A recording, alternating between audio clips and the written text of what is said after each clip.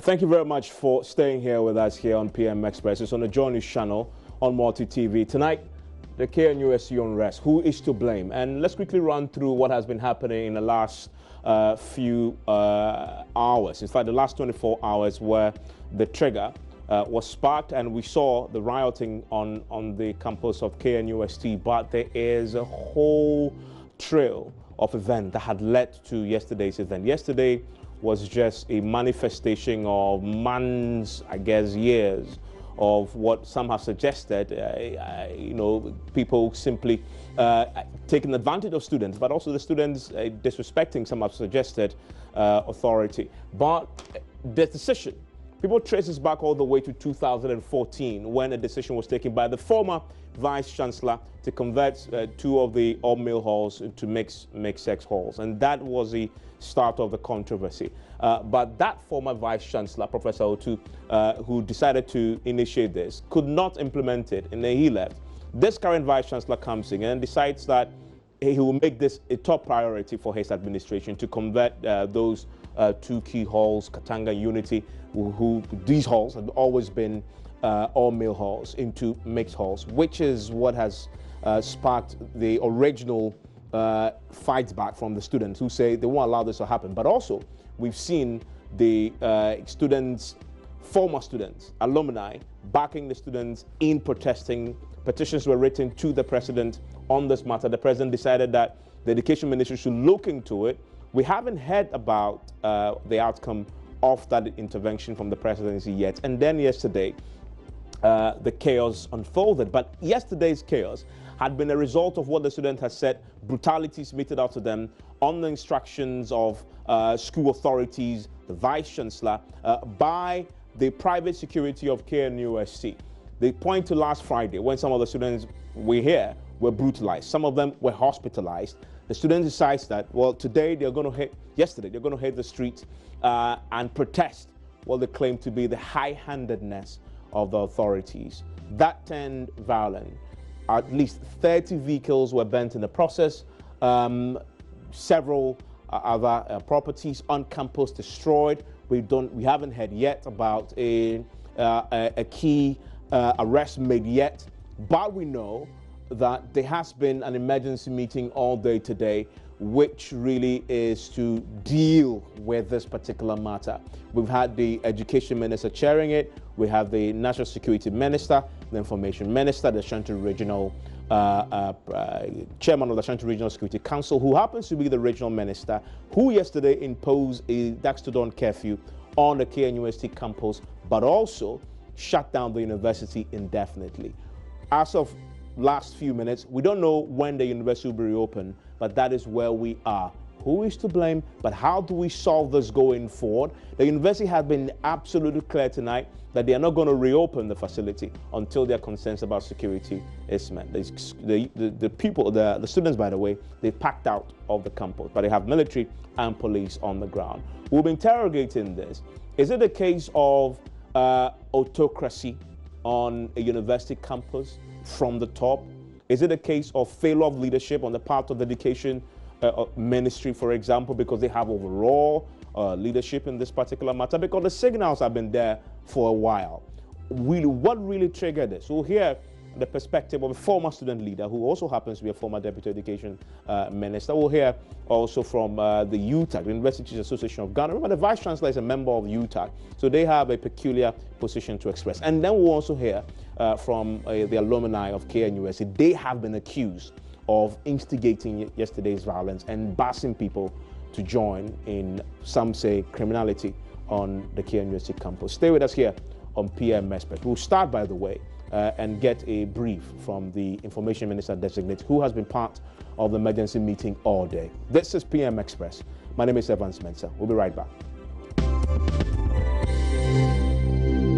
In the studio with me today is former Deputy Education Minister, Samuel Kujeto Ablakwa, who is a proud V-mate, a former, in fact, alum of the very well-known, very powerful all-male institution. It's not even a hall, it's an institution at the University of Ghana, Commonwealth Hall. Thank you very much, V-mate. Thank you for having me. Thank you very much for coming. And he's a former student leader as well. Which position did you I was hold? KNUST president. KNUST president, exactly. He was really at the top. That's when KNUST was KNUST. Not what we talk about today. And so thank you for coming. Unique perspective to share. Also joining us today is the Dr. Solomon Nunu. He's the UTAG president, the University Teachers Association of Ghana, UTAG president, University of Mines and Technology. Thank you very much, Dr. Solomon Nunu, for joining us here.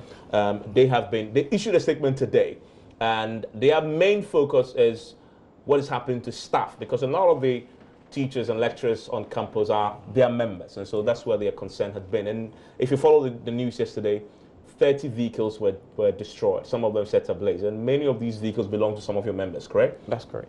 So we'll delve into that shortly.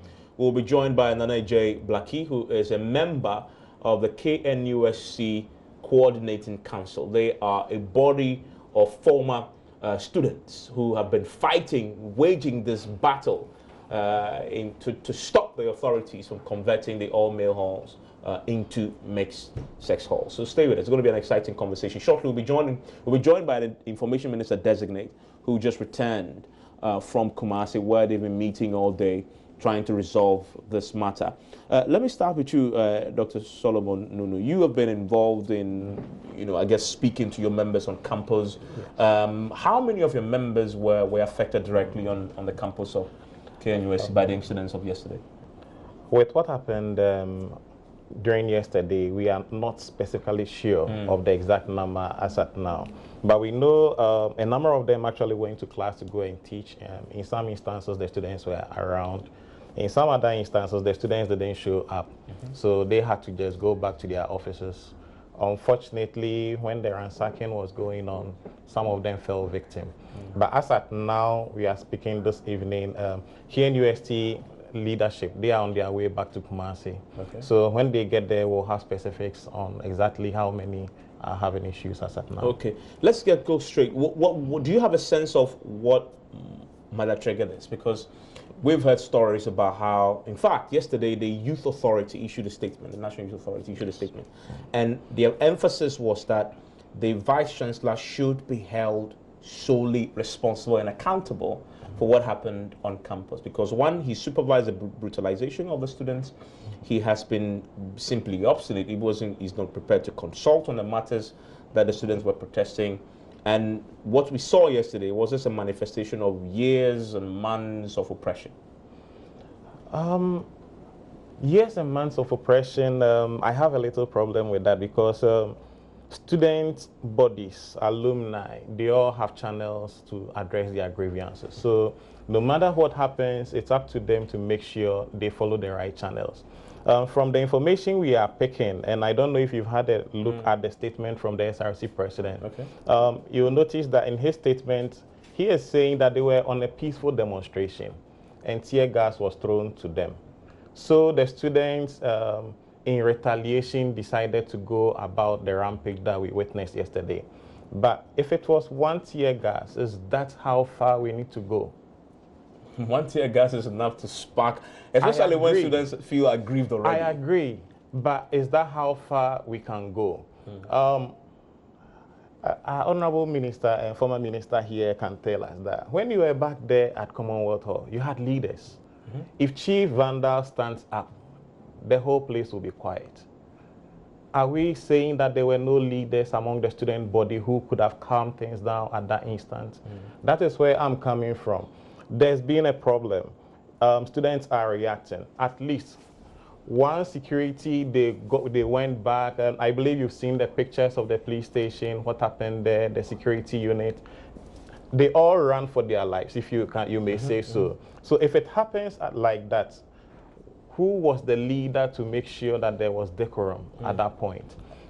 Is there a suggestion that the student leaders who organized it should be held responsible? From where I sit, I'm of the view that a lot of damage has taken place. Somebody may have to pay for it. They will need to dialogue. I'm not here to, I'm from a different campus.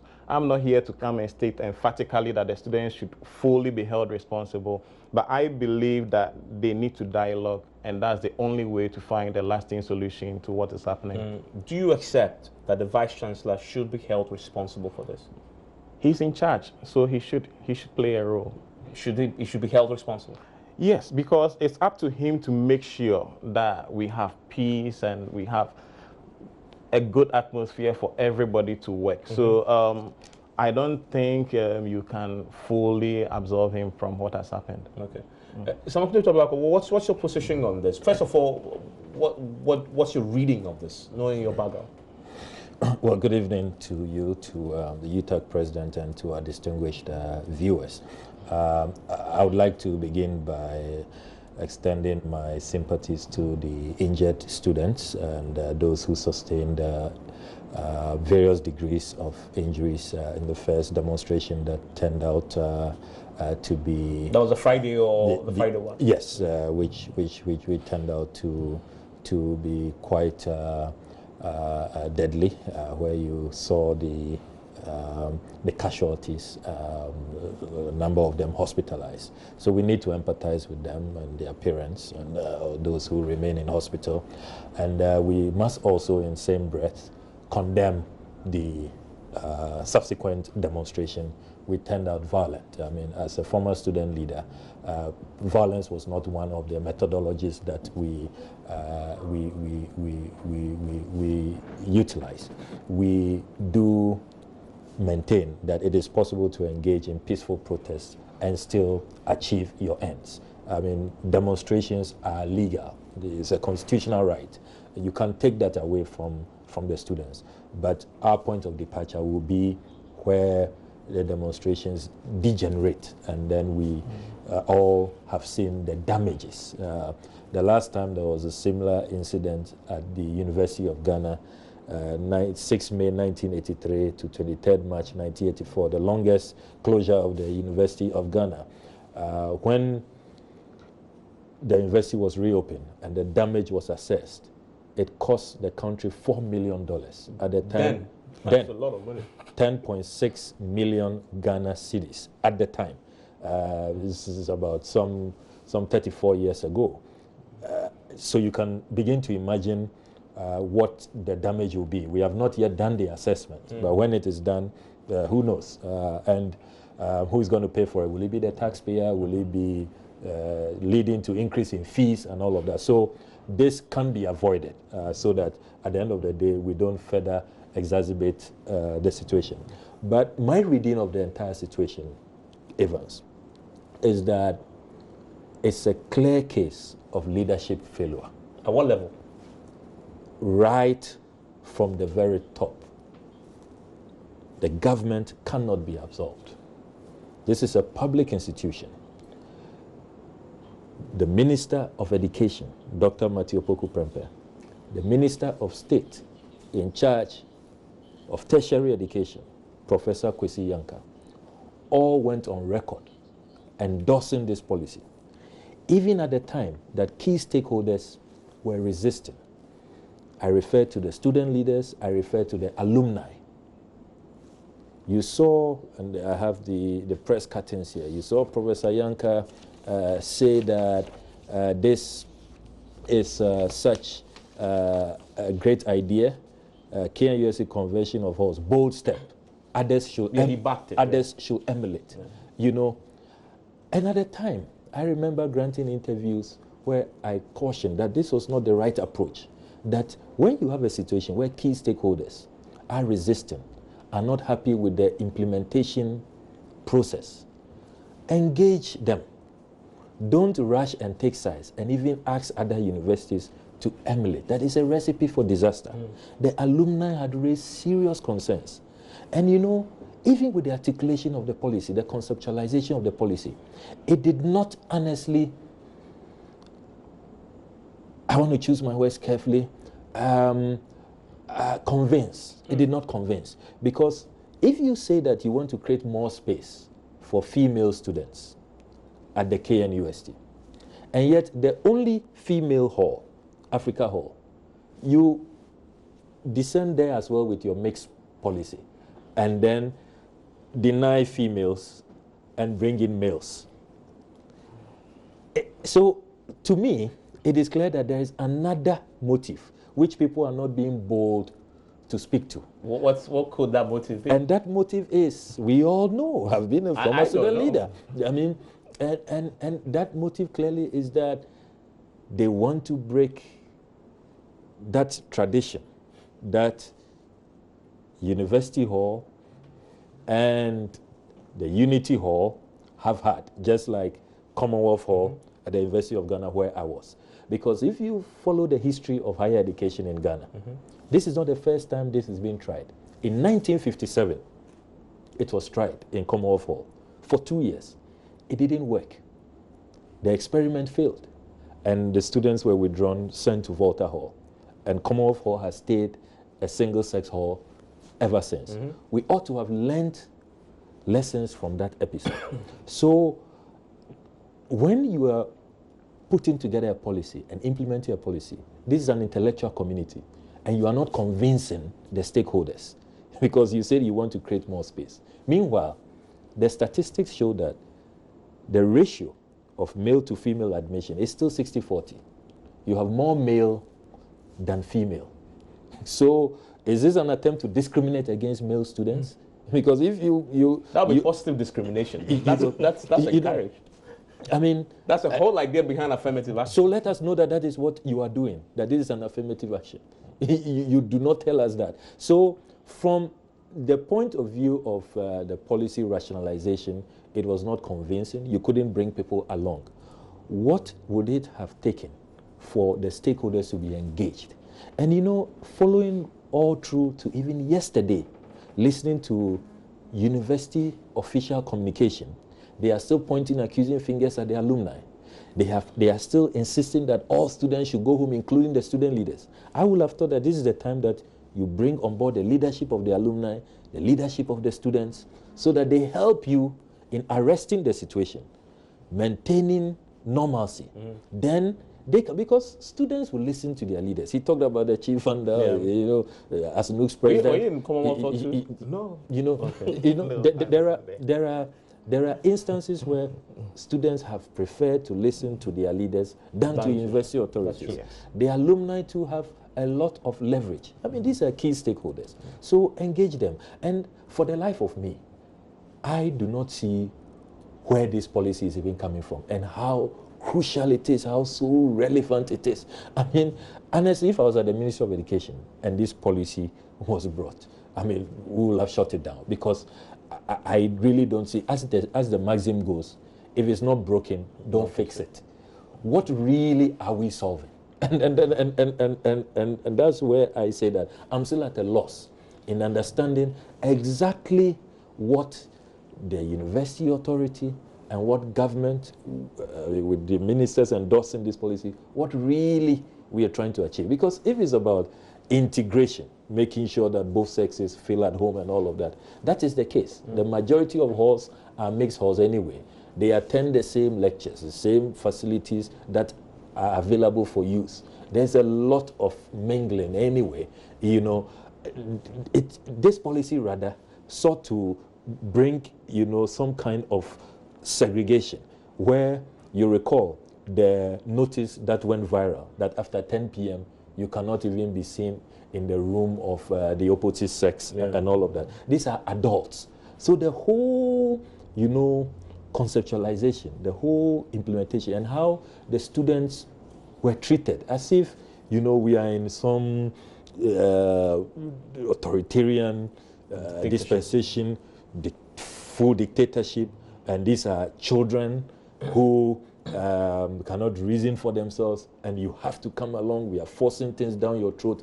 That whole implementation process was wrong. Okay. I mean, you're talking about halls, and you don't even engage the JCRs. You don't bring on board the students. I mean, what was the rush, really?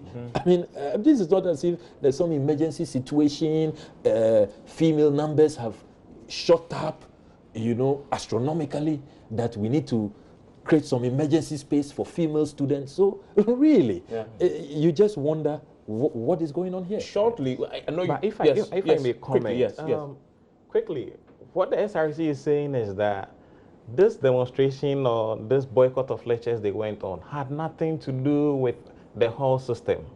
They said this was basically because they have experienced student brutalities, and they wanted to actually, they said student brutalities and also assaults, and they were actually trying to express their displeasure to these things. So, but the moment we try tying in the whole thing, then it means that from their students' perspective, this is the root cause for them. Because when you read the SRC president's statement, he's saying that from his perspective, if they had wanted to do anything, they could have done it when the first years were coming to school. So we need to understand the whole but we scenario. know, I get what you're saying. Yes. But we know that before the introduction of this policy, the relationship between the students and the authorities was peaceful. Yes. In fact, all the tension started when in 2004, the former VC tried to do this. He couldn't. This VC then decides, I'm going to go regardless of the opposition. That is where the tension is being. So we are talking about tracing the genesis of the breakdown in the cordiality, in the relationship between the students and the authorities, which then leads to the various protests, brutalization, eventual protests that led to the distraction today. Because if you don't do that, you cannot solve the problem. If you just go to what happened on Friday and not deal with the root causes, you can't solve the problem. When we return from the break, we are going to go and hear from, we'll be joined by the coordinating council member of the alumni of KNUST. And we'll also be speaking Kojo Nkrumah, who is the information minister designate via Skype. They just returned from Kumasi a short while ago after a marathon emergency meeting. Stay with us here on PM Express. Still live here on PM Express. My guest in the studio, former Deputy Education Minister Samuel Kudeta Ablakwa. Also in the studio with me tonight is Nana J. Blackie, is a member of the KNUST Coordinating Council and an alumni of the university. Also with us is Dr. Solomon Nunu, he's a UTAC President, University of Mines and Technology. On Skype right now is Information Minister Designate Kojo Nkrumah. And Kojo was with the team that the whole day was locked up in an emergency marathon meeting, trying to get to the bottom of this and hopefully bring some resolution to the issues that had unfolded on the KNUST campus. Mr. Nkrumah, thank you very much for joining us here on PM Express. So what was the outcome of the meeting you had in Kumasi today with the Education Minister, the National Security Minister, but also the yourself and the Ashanti Regional Minister? Evans, good evening to you, to my colleagues in the studio, today to with the your Education viewers Minister out there.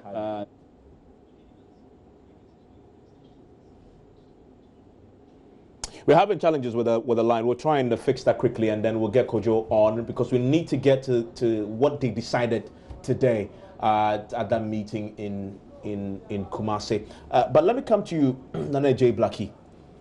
You have been accused yesterday by the school authorities of instigating the violence. In fact, there's a suggestion, not a suggestion, a direct accusation by the registrar who did the press briefing that you sponsored buses to bring people onto campus to sort of cause mayhem.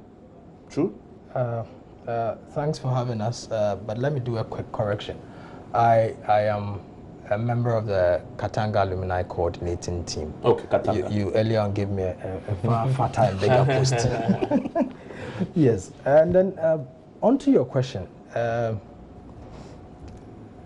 saddens us the more that when issues of this magnitude come up, instead of us addressing it head on, we try to play PR with this. You see, because these are not light matters. They are not light at all. So one would expect that anything that is put out there can quickly and easily be verified. So you go accusing the alumni having bashed people from Accra. Any media house or the national security apparatus within seconds could verify, was it STC, was it the VIP, was it, so an issue as serious, and it just goes to show every Ghanaian how we address issues. Let me put it bluntly, how serious management has been with regards to handling this issue. KNUST management? Of course. I mean, it's sad to say, but you see, they don't put that much weight on the issue. It's treated as just any other light issue, and as we've done over the years, we lie our way through, we do PR with it, time heals it, we settle, and everybody forgets about it. We move on, and the same problems repeat themselves.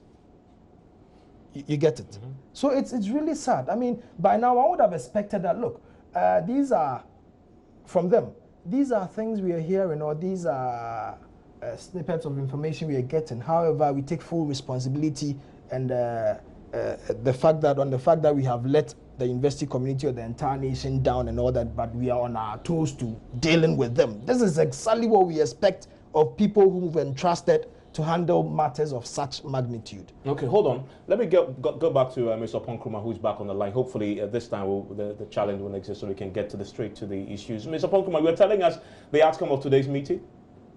No, I wasn't telling you the outcome of today's meeting. I was giving you an update that we have completed the initial engagement with about the 3 stakeholder groups, the security agencies, with the University Council and its representatives, with the university management and its representatives, and the student leadership as well. We are going to spend the next couple of days doing the full validation and analysis of what everybody has said and what everybody has presented, whether it's evidence or facts to back the arguments that they have made.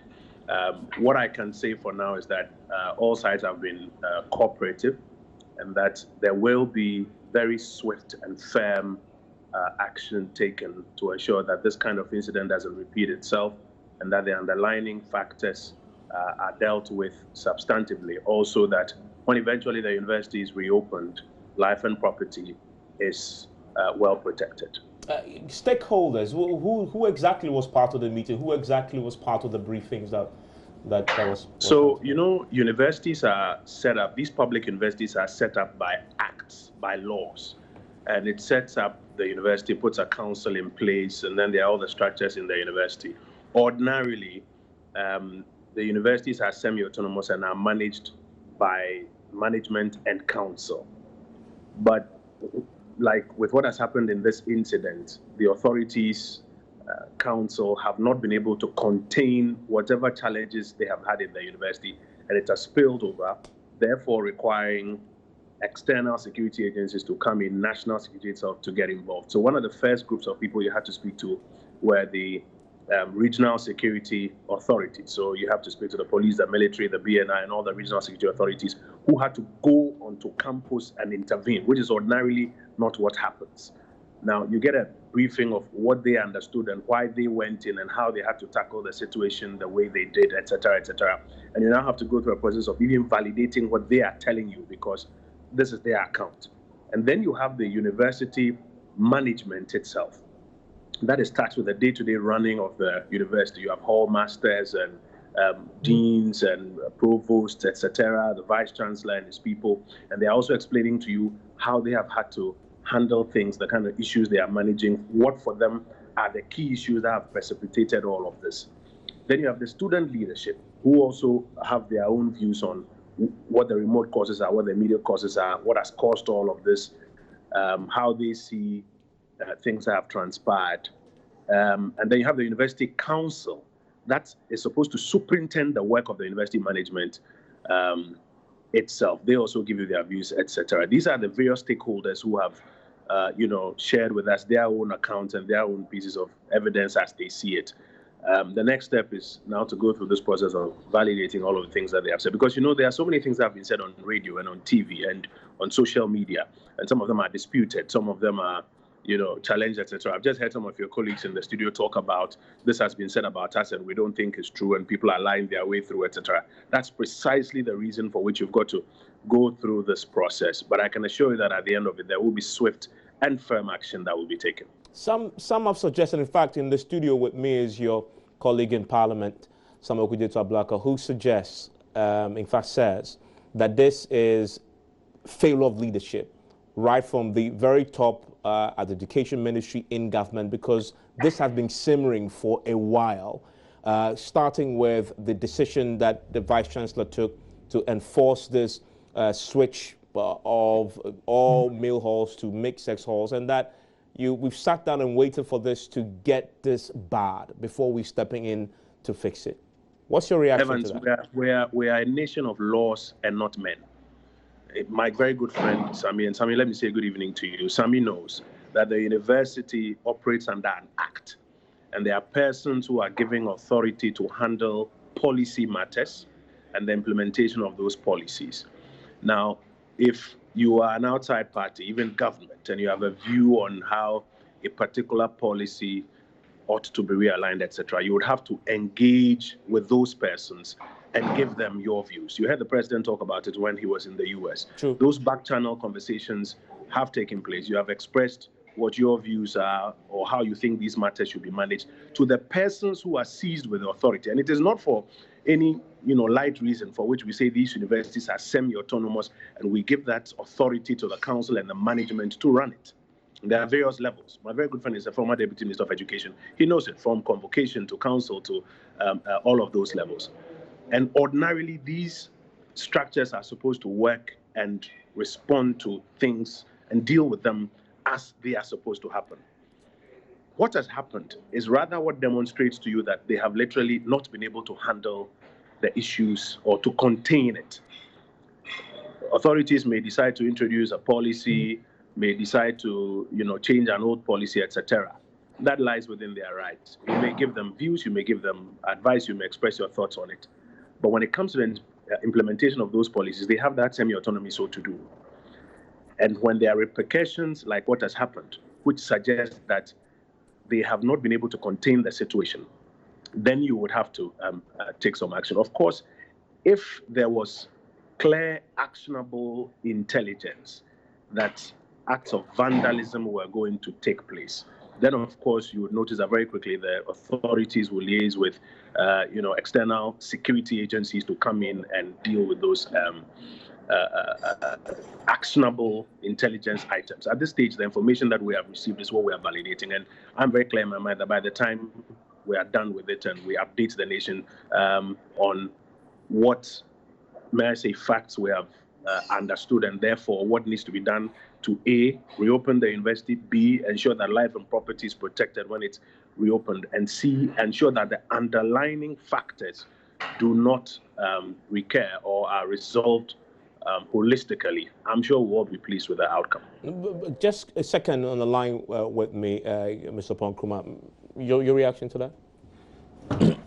Yeah, good evening, Kojo. I appreciate the point he makes about the autonomous nature of our institutions, and it is for good reason that we have that in our laws to make sure that we protect academic freedom, that we avoid interference in the day-to-day management of the institution. But the point Kojo does not address is the fact that when this was simmering and all these agitations and resistance was going on, the Minister of Education, Dr. Matthew-Opoku Prempeh, endorsed these policies and said that government was for it. The Minister of State in charge of tertiary education, Professor Kwesi Yankah, went to the university on a tour and actually lauded the policy and said that other universities should emulate. That is a great idea, it's fantastic, and it's being implemented very well. So you did not only sit back watching what was going on, you indeed stepped in, endorsed the policy, and even called on other universities to follow suit. What I would have thought should have happened is that at that time, when the alumni had petitioned the president, when student leaders had petitioned the Minister of Education, and there were protests, resistance, you should have shown leadership by calling all sides if you were going to step in. But you stepped in, took sides with the university authorities, and then you left the students hanging, you left the alumni unattended to. Meanwhile, the president had assured the alumni that government would look into their concerns. So Evans, let me quickly correct that. So that's where the difficulty is. Yeah, Kojo. If I may very quickly correct them. When a university says that it wants to increase female enrollment, and Sammy, I know that in the day of your government, you were all very big on, increasing female enrollment. If a school says that as a matter of policy wants to increase female enrollment and wants to boost female numbers, as a matter of policy, I'm not sure that even Sami and I will disagree on it. All of us will agree on it as we try to improve gender parity. Now, if it comes to how they choose to execute it, and they choose a route that later brings its own sort of issues, and the kind of enforcement mechanisms they choose for that route brings issues, you would then obviously have to step in. And I think that, this argument that seeks to suggest that government was complicit in what transpired earlier is one that cannot hold. The policy of the university, as it has expressed it, that they seek to increase female enrollment, they seek to increase gender parity, is one that all of us will support. In the how they implement it, if they go in a manner that yields this kind of agitation and all of these kind of issues, then all of us will have issues with that. And I'm sure that we can easily distinguish between those two issues.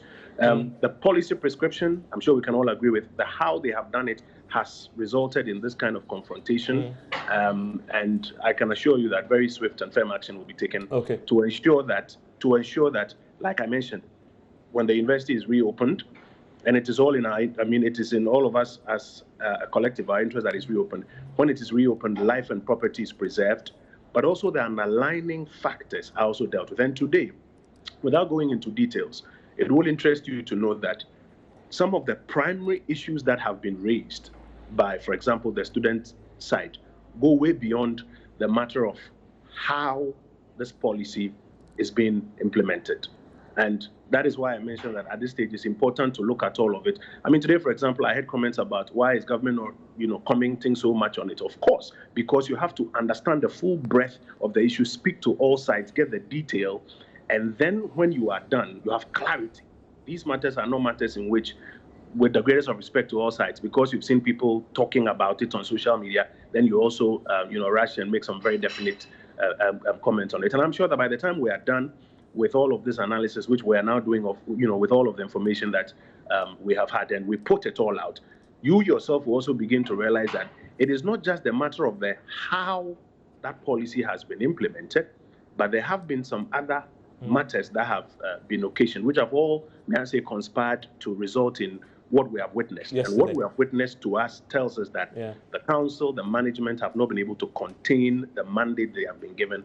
It's important that we assist them, because ordinarily, nobody will go into these semi-autonomous institutions to try and tell council or management how to do their job. When are you hoping to be done, though? In the shortest possible time. In the next couple of days, we should be done, and you should hear something. Are there further meetings scheduled for tomorrow? Not with the stakeholders we have met today, but there are other meetings that are scheduled to take place tomorrow. Okay. Mr. Ponkrumah, thank you very much. Thank you, and thanks to my colleagues in the studio. Yes, Blackie. I wish you could respond to what I was going to say, but... He's still on, though. I mean, he's still on. I know he's still on and he wants to respond to it. So. Because, you see... just a second. Mr. Ponkrumah, this is the Katanga... Katanga Alumni Coordinating Team member. Yes. Yes. Go on. And Kwadwo confuses the issues. At one point, he puts the blame on the how, but you see, we all have known from the very beginning that the intent wasn't genuine. Yeah. You get it? The intent, which was the increasing female enrollment. When you say it wasn't genuine, I'm explaining that. Okay. All right. So it starts with that reason. So we say we are adding ladies to University Hall Katanga, and then Unity Hall. If at first Katanga, there's resistance, Unity Hall, there's resistance, and then it goes on to say, okay, then we are kind of doing across board. So even Africa Hall that has all female also then has ends up male. taking in male. Yeah. So right away from the very beginning, whoever was in charge should have known that it wasn't genuine.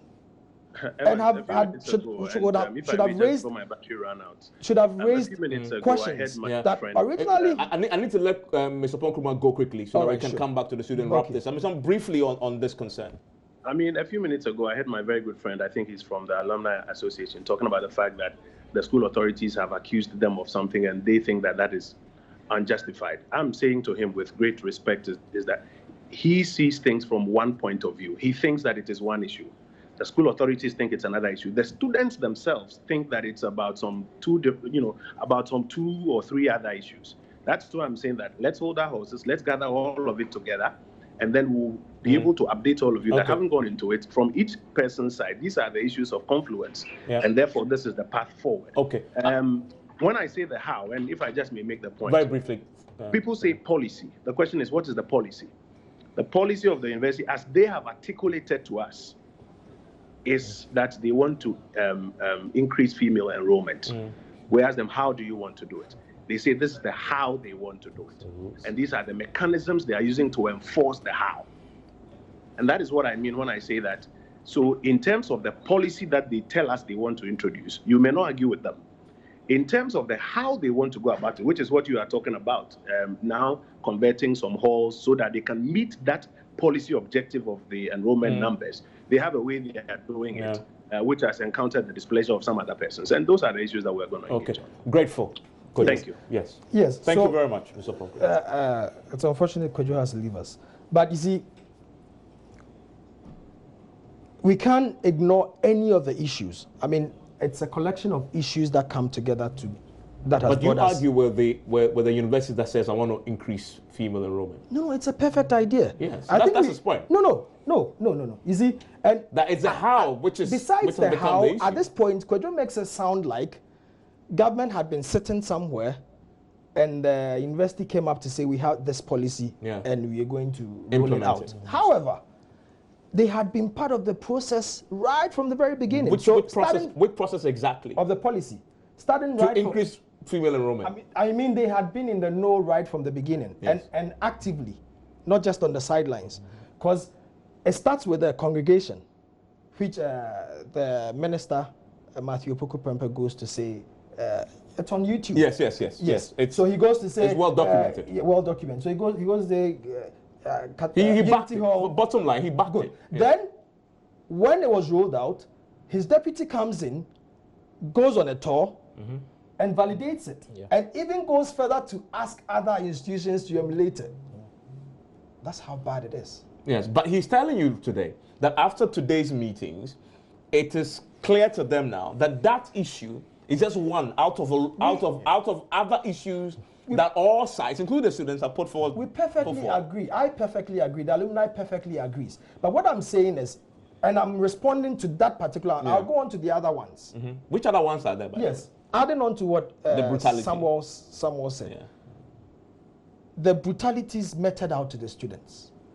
I, as a member of the alumni coordinating team, Katanga alumni coordinating team, for the past month and beyond, have had to join my colleagues in Kumasi virtually every week. To do what? To do what? Virtually every week, our gentlemen are arrested. For doing what? For probably coming together to want to engage in their morale. But there are laws regarding gathering and governing assembly. They haven't broken any laws. We'll go into all that. But in the end, they end up being carried to the cells. And sadly, and these are questions people should be asking, sadly, not even the dean of students or any official of the university goes to check up on them. Okay. It has to take the alumni to go in and literally beg the police. Yeah, the dean is a lecturer too, right? Of course, yes. So he's a member of your association, UTA. So can you respond to that?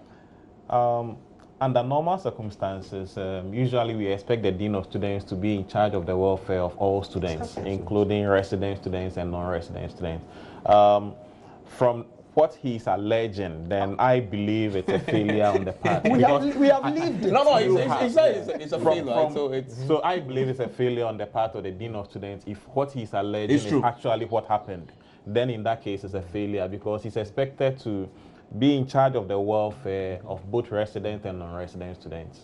So this can be a justification because if you anywhere in the world, and there's research and science done to this, if you do this to people who feel oppressed, they don't have a means to talk, to communicate, and the system sort of has entrapped them in this endless cycle of oppression. The only thing you can expect is what happened yesterday.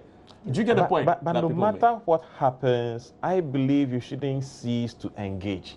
Yeah, but there are lots of things happening in this country. You see, and let's see how bad it gets. I said we've had to go to Kumasi virtually every week to bail out the students. And every week, it's a graduation of the previous week. The brutality is a graduation of the previous week. So it makes the students feel that they are not being looked out for. And I'll tell you what happened that last Friday. So over the period, it had been only Katanga students that we go back to bail. But on Friday, the security went on a rampage. And any student they met that they thought was well built, they would pounce on him. And the videos are there to back them. I mean, in one incident, a gentleman who had come to a mosque behind Katanga to pray in his clothing was wrapped up. And he was shot, I came here to pray and all that. And they got him into the van. So it had been a graduation of incidents of the previous week. Okay. And that's what got SRC to come in. And if they assess their footages well, they would realize that even female whom they want to pitch against us were part of the... Mr. Ablakwa. You see, Evans, we have to be very honest about this whole matter. It is clear that the whole policy conceptualization is flawed. I do not even think it's a priority. If you want to increase female enrollment, it's not about keeping the accommodation space static, refusing to expand. There's a lot of land, a lot of initiatives that we could take. Which is what University of Ghana did actually. To expand, I remember way back. Yes, to expand residential accommodation. And really, the matter of even increasing female enrollment should start with even your admission requirements, entry requirements, and not just... So you create quotas, etc. Exactly, which is what we have done over the years. I mean, so I am not convinced. You're not buying government's argument that we... Just like the alumni. I think that this whole business of, increasing female enrollment, if you look at the trajectory, how it was implemented, and how eventually even Africa Hall, the only all-female hall, had to be invaded, and spaces for females had to be taken away and given to male. Really, it defeats the policy and betrays your true intentions. Could you say they're not going to look at that approach? So first of all, that policy itself has to be withdrawn. That's one recommendation I will make, that let's withdraw the policy. And it's happened so many times. I mean, I remember the first attempt to introduce VAT under President Rawlings. Clearly, there was a problem with the implementation. It was withdrawn and later reintroduced. Recently, under President Akufo-Addo, you remember the DVLA first aid kit issue. There was public uproar. It was withdrawn. The road toll issue, if you recall, it was withdrawn. So we have had many policy fiascos. And what you do, so eat humble pie, withdraw. So you expect that the outcome of all these negotiations and meetings is to withdraw the policy? It is important. Okay. Then I also get a sense, and here I wear the cap of a former student leader, that student leaders are being seen as a nuisance, as not part of university management, as not being part of the key stakeholders who should be consulted. But they've been part of the meetings today, Kojo confirms. It is good that that has happened, and once again, I say that it should have happened earlier. Why was nobody listening to the students? Why was nobody giving them a listening ear? Why was nobody listening to the alumni when they took it upon themselves to petition? No meaner person than the president himself. So clearly, you just get the impression that government was in cahoots with them. Remember that on the University Council, this whole argument about autonomy. On the University Council, government has 4 reps. And what is the duty of a representative of government? Is to represent government. Is to represent government, and make sure that what you are doing at the University Council, government agrees. With what you are doing. And it's the government rep who chairs the council. So I think that leadership, right from government all the way to university management, should accept that there's been a policy failure.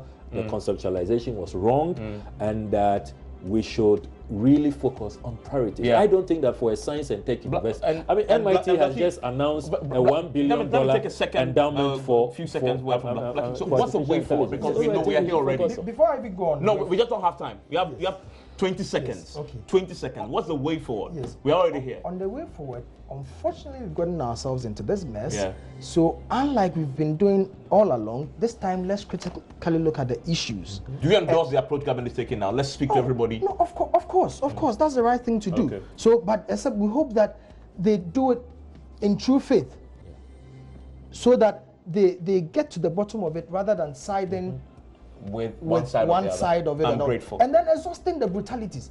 I've said that, look, government can't Sanction absolve, people who brutalize government can't even absolve itself because for well over 1 month, this kept happening and was all over in the news. I am grateful, Samuel, Dr. Ablakwa. I said doctor, I mean, I'm sure you will pursue that later. Samuel Ablakwa, thank you very much for coming, former student leader and former deputy education minister. Thank you, Dr. Solomon. And unfortunately, we'll just run out of time on this. Also, thank you, Nana Ajay Blackie. He's a member of the Katanga. Alumni coordinator. He said charge. Charge, yes. Stop charging. My name is Evans. Join us again tomorrow.